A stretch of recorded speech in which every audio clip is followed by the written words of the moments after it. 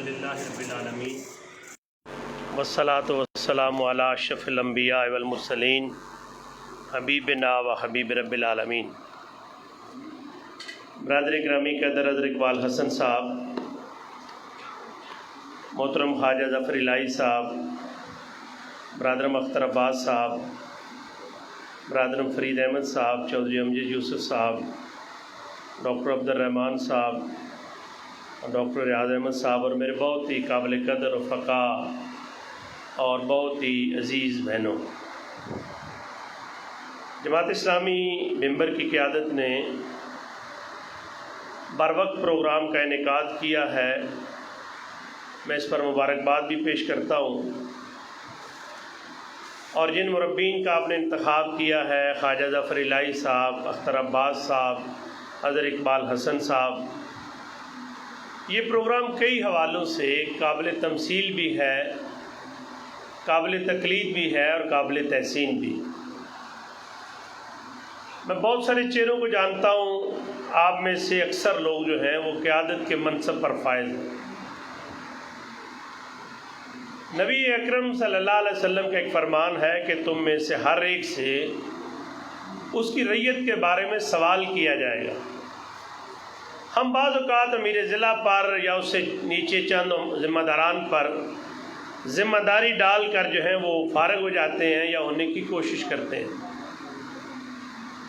میرا احساس یہ ہے کہ آپ میں سے ہر فرد زندگی کے انفرادی دائرے کے اندر اور اجتماعی دائرے کے اندر اتنی اہمیت کا حامل ہے کہ اس کا ایک ایک لمحہ، اس کا ایک ایک فیصلہ دعوتی اعتبار سے، تنظیمی اعتبار سے اور سیاسی اعتبار سے اس کو فیصلہ کون ہونا چاہیے۔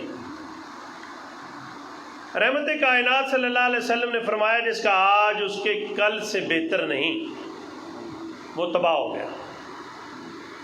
میں نے اس حدیث کو بغور اس کا مطالعہ کیا تو مجھے معلوم ہوا کہ یہ حدیث صرف نمازوں کے بارے میں، نوافل کے بارے میں، عبادات کے بارے میں اور انفاق فی سبیل اللہ کے بارے میں نہیں ہے۔ یہ زندگی کے تمام دائروں کے اندر آپ کے کاروبار ہیں، آپ کی صحت ہے، آپ کے معاملات ہیں، آپ کا مطالعہ ہے، آپ جس دائرے کے اندر کام کر رہے ہیں اس کی کارکردگی ہے۔ اس حدیث کا اطلاق ان تمام دائروں پہ ہوتا ہے، اور رسول اللہ صلی اللہ علیہ وسلم نے فرمایا کہ جس کا آج اس کے کل سے بہتر نہیں، وہ تباہ ہو گیا۔ برادر فرید احمد صاحب ایک بات کر رہے تھے اور میں نے بیٹوین دی لائن اس بات کو سمجھنے کی کوشش کی۔ آپ مجھ سے زیادہ دانا بینا ہے، آپ نے بھی سمجھ گئے ہوں گے۔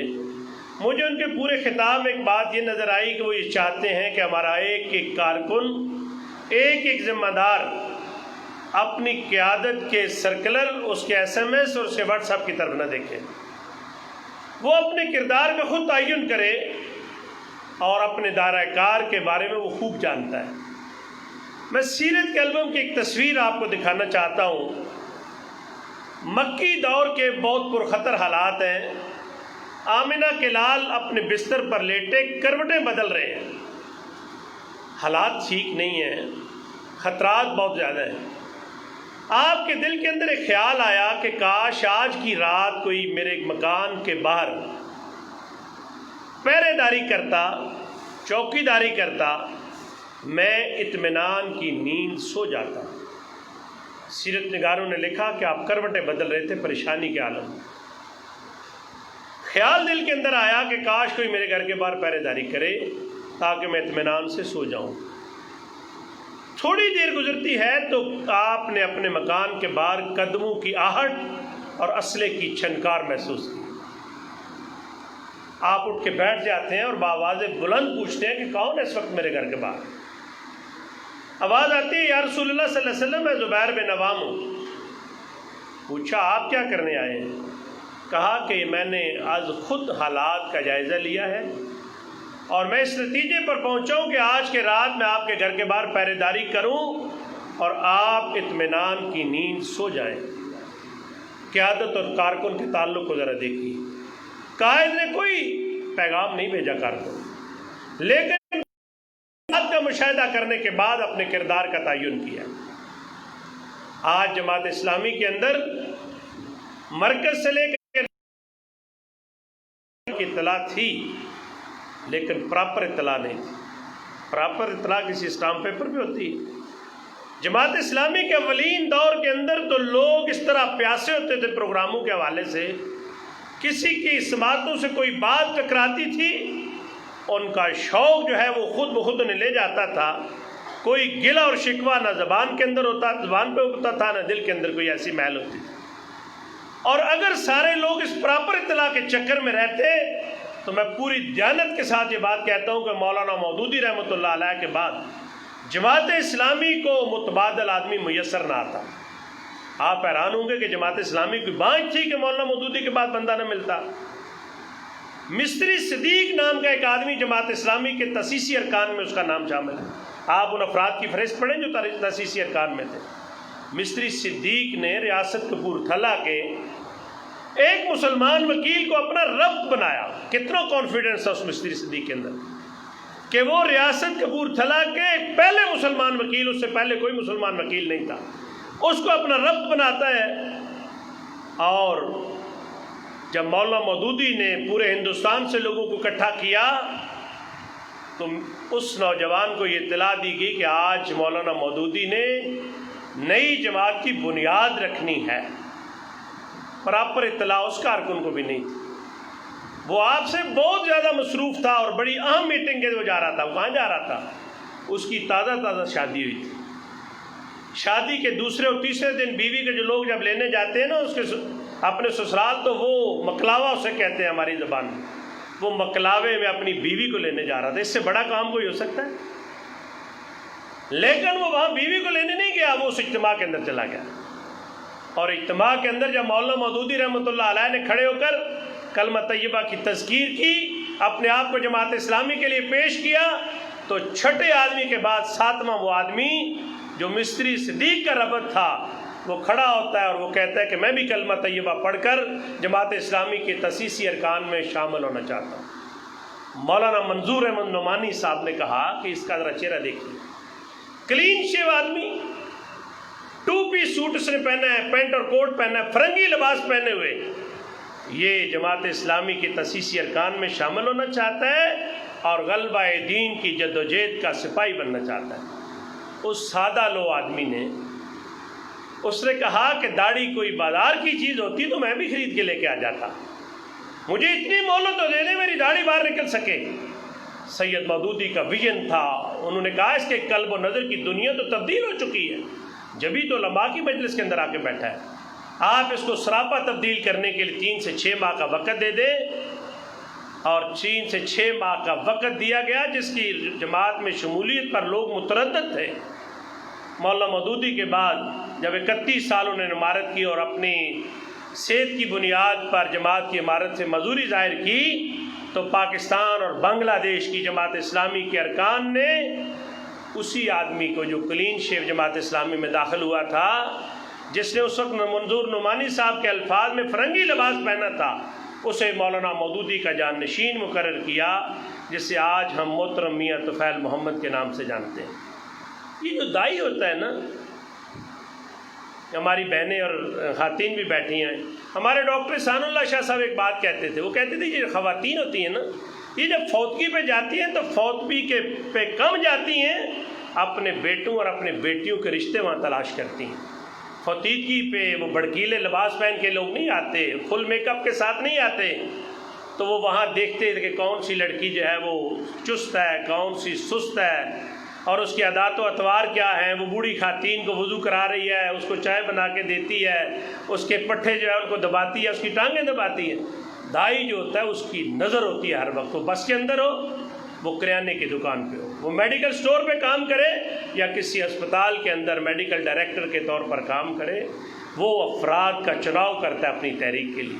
اور سچی بات یہ کہوں، میں بہت محدود وقت میں اپنی بات مکمل کر رہا ہوں، ورنہ میں آپ کو اسلامی تحریک کے نادر ہیروں سے متعارف کراتا کہ جو یورپ کے اندر ٹرین میں سفر کرتے کرتے اپنے کردار اور عمل سے ایک مغربی خاتون کو اسلام کے دائرے کے اندر لے آئے.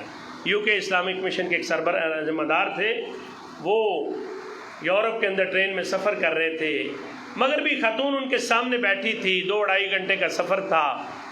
جب وہ اپنا چشمہ اتار کر بیگ میں ڈالا، کتاب کو سمیٹا بیگ میں اس کو بھی ڈالا تو وہ خاتون کھڑی ہو گئی. اس نے کہا کہ جینٹل مین مجھے آپ کا تعارف چاہیے.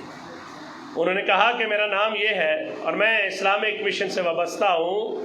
اس خاتون نے کہا کہ میں نے مغرب کے مردوں کی آنکھوں میں بھی بھوک دیکھی ہے اور مشرق کے مردوں. 2.5 گھنٹے سے میں آپ کے سامنے بیٹھی ہوں, آپ نے ایک بار بھی نگاہ اٹھا کر میری طرف نہیں دیکھا.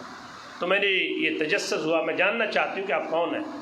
پھر اس نے ان سے رابطے کا نمبر لیا اور مولانا سے جب رابطے کے بعد وہ اسلام کے دائرے کے اندر آئی تو میں کہتا تھا اور کہتا ہوں کہ یوں کہ اسلامک مشن کے اس ذمہ دار کو کل کائنات کے رب کے سامنے اور آمنہ کے لال کا چہرہ خوش کرنے کے لیے بات کافی ہوگی کہ میں اپنے بچوں کی روٹی روزی کے لیے گیا تھا, لیکن یا رسول اللہ صلی اللہ علیہ وسلم آپ کی تعلیمات کی روشنی کے اندر چلتے پھرتے اور جیتے جاگتے مسلمان کے طور پر میں ایک مغربی خاتون کو اسلام کے دائرے کے اندر لانے کے اندر جو ہے وہ کامیاب ہو. آخری گزارش میری آپ سے یہ ہے کہ جماعت اسلامی اپنی پروڈکٹ کا تعارف کرانا سیکھ لے. ڈاکٹر ریاض صاحب بیٹھے ہیں, ڈاکٹر عبد الرحمان صاحب بیٹھے ہیں, اور بھی میڈیکل کے لوگ کچھ ہو سکتے ہیں بیٹھے ہوں. یہ جو میڈیکل ریپ ہوتا ہے نا, یہ ڈاکٹر نہیں ہوتا. بہت ممکن ہے اس کی کوالیفیکیشن FS سے زیادہ نہ ہو, لیکن جب وہ ایک سیرپ لے کے ڈاکٹر کے سامنے وہ مریض کے ٹیبل پہ بیٹھتا ہے نا, کوئی ٹیبلٹ کا پتا اس کے ہاتھ کے اندر ہوتا ہے, تو وہ ڈاکٹر کو اپنی پروڈکٹ کا تعارف اتنا روانی کے ساتھ کراتا ہے. جو چارہ کاٹنے والی مشین ہوتی ہے نا, یہ کم تیز چلتی ہے, اس میڈیکل ریپ کی زبان زیادہ تیز چلتی ہے.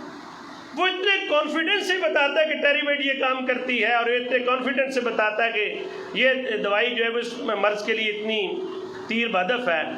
اس کا نتیجہ یہ نکلتا ہے, اس کے اعتماد کے بعد وہ جو کمپنی نے اس کو تیار کر کے بھیجا ہوتا ہے, ڈاکٹر صاحب مجبور ہو جاتے ہیں کہ اگلے ہفتے وہ اس کی بتائی ہوئی دوائی جو ہے وہ چاہتے ہوئے یا نہ چاہتے ہوئے نسخے پر وہ تحریر کرنا جو ہے وہ شروع کر دیتے ہیں. جماعت اسلامی کے لوگ اس کمپلیکس سے باہر نکلیں کہ ہم تھوڑے ہیں, اس کمپلیکس سے باہر نکلیں کہ ہمارا حلقہ اثر بہت چھوٹا ہے. جماعت اسلامی کے افراد کے تعارف کے لیے اپنی پروڈکٹ کا تعارف کرنے کی یہ بات کافی ہے کہ اب تک کی اسمبلیوں کے اندر اس کے 150 کے قریب قومی اسمبلی, صوبائی اسمبلی, سینٹ آف پاکستان کے اندر افراد رہے, لیکن جماعت اسلامی کے لوگ جتنے اجلے کردار کے ساتھ گئے اس سے نکھرے کردار کے ساتھ اسمبلیوں سے واپس آئے. اور یہ بات کوئی کم ہی لوگ جانتے ہیں کہ 73 کے دستور کو مدون کرنے کے اندر جماعت اسلامی کا پروفیسر عبد الغفور احمد صاحب کا بڑا بنیادی کردار. جب یہ 73 کے دستور کا ڈرافٹ تیار ہو رہا تھا تو پروفیسر غفور احمد صاحب نے 42 ملکوں کے دساتیر منگوائے. ان کا مطالعہ کرنے کے بعد ایک ڈرافٹ تیار کیا. کسی کے عقل کے کسی خانے کے اندر بھی یہ بات نہیں ہو سکتی کہ دوسرے ممالک کے دساتیر کو پڑھ کر ان سے بھی کچھ اچھی چیزیں آپ سیکھ کر اپنے ملک کے دستور کا اس کو حصہ بنا دیں. پھر پروفیسر غفور صاحب وفاقی وزیر پیداوار رہے, سینٹ آف پاکستان کے رکن رہے, قومی اسمبلی کے وہ رکن تھے, اور اسی اعتبار سے جماعت اسلامی کے چودھری رحمت الہی صاحب وہ بھی وفاقی وزیر تھے, اور اسی اعتبار سے محمود اعظم فاروقی صاحب وہ بھی وفاقی وزیر تھے, اور میر جماعت 2 بار وزیر خزانہ رہے, عنایت اللہ خان وزیر بلدیات تھے, اور آج عبدالرشید ترابی صاحب آپ کی جو پبلک اکاؤنٹس کمیٹی ہے اس کے چیئرمین کے طور پر اور بطور MLA کام کر رہے ہیں.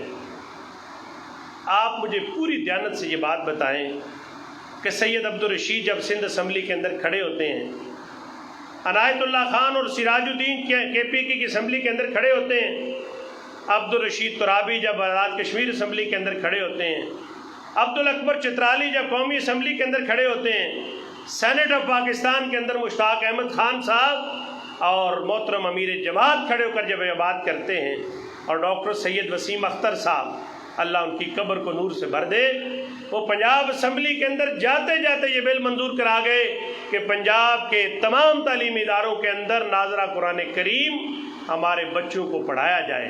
جب یہ اسمبلی کے اندر کھڑے ہو کر بات کرتے ہیں تو میرے ذہن میں وہ شاعر کا شعر آ جاتا ہے, کبھی کبھی تو یہ منظر دکھائی دیتا ہے, اکیلا شخص ہی لشکر دکھائی دیتا ہے. مسئلہ یہ ہے کہ امیر ضلع کہ جو بات زبان پہ آئی ہے بٹوین دی لائن جس کو میں نے سمجھا ہے وہ تو چاہتے ہیں کہ آپ میں سے ایک ایک فرد اپنے حصے کا کردار ادا کرے، اعتماد کی دولت سے مالا مال ہو، اور پھر بے شمار لوگ آپ کے ہوں گے جو براہ راست آپ کی تنظیم کے اندر نہیں ہیں۔ زمانہ طالب علمی میں بیرون ملک حلقوں کے اندر وہ آپ کے ساتھی رہے ہیں، ہمارا ان سے رابطہ نہیں رہا۔ ان سے ہم رابطہ کرنے کے بعد جب یقین کی دولت سے مالا مال ہو کر آگے بڑھیں گے تو میں اپنے تجربے کی بنیاد پر، میں جتنا مطالعہ اسلامی تحریک کا کیا اس کی بنیاد پر، اور اپنے رب پر کامل یقین کے ساتھ یہ بات کہتا ہوں، وہ جو کسی نے کہا کہ اتنا تو کم از کم ہو جائے، انسان تلاش منزل میں، منزل کا ذرا بھی ہوش نہ ہو اور سامنے منزل آ جائے اور کوئی کارکن اپنے میر کے ایس ایم ایس کا، اپنے اس کے واٹس ایپ کا اور کسی سرکلر کا انتظار نہ کرے، اپنے کردار کا تعین اس طرح کرے جس طرح رحمت کائنات کے ساتھی زبیر بن عوام بغیر کسی کال کے 100 مرتبہ انہوں نے ایکشن لیا اور آپ کی حفاظت کے لیے نکل آئے، تو پھر اس کے نتیجے کے اندر اللہ تعالیٰ کی رحمت بھی آتی ہے، برکتیں بھی آتی ہیں، کامیابیاں اور کامرانیاں آپ کے قدم میں چومتی ہیں، اور جتنی خدمات ممبر کے اندر جماعت اسلامی اور اسلامی تحریک سے وابستہ لوگوں نے، چاہے وہ کسی کالج کے پرنسپل کے طور پر، چاہے محکمہ ہیلتھ کے طور پر، چاہے الخدمت فاؤنڈیشن کے طور پر، جو کام جماعت اسلامی نے کیا ہے، میں سمجھتا ہوں میں سینہ تان کر اس انحطاط زدہ معاشرے کے اندر اپنے اس کردار کو، جو اسمبلیوں کے اندر ہمارا ہے، جو خدمت خلق کے اندر ہمارا ہے، جو امانت اور دیانت کے اعتبار سے ہمارا کردار ہے، اس کردار کو بھی لوگوں کے سامنے پیش کرنا چاہیے، اور لوگوں سے یہ درخواست کرنی چاہیے کہ لوگوں آؤ مل کر ہم اس مسائل کی دلدل سے نکلیں اور آنے والی نسلوں کو غلامی کے اندر نہیں، آزاد فضاؤں کے اندر سانس لیتے ہوئے چھوڑ کے جائیں۔ نشان یہی ہے زمانے میں زندہ قوموں کا کہ صبح و شام بدلتی ہیں ان کی تقدیریں۔ آپ سب کا، آپ کے نظم کا بہت شکریہ۔